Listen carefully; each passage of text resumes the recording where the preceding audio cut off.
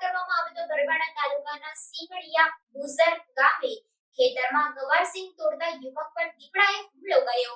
સીમલિયા બુઝર્ગમાં બપોરના સમયે ખેતરમાં ગવારસિંગ તોડતા યુવક પર દીપડાએ હુમલો કર્યો હતો। ઈજાગ્રસ્ત યુવકને સારવાર માટે ખસેડવામાં આવ્યો હતો।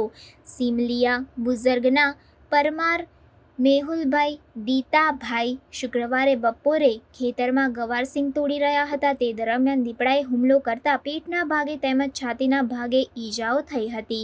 દીપડાએ હુમલો કરતા લોકો દોડી આવતા દીપડો ભાગી ગયો હતો।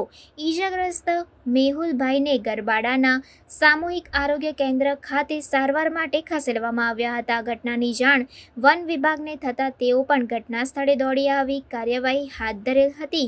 વન વિભાગના આરએફઓએ જણાવ્યું હતું કે જે દીપડો છે તે તેના નાના બચ્ચા સાથે હોઈ શકે।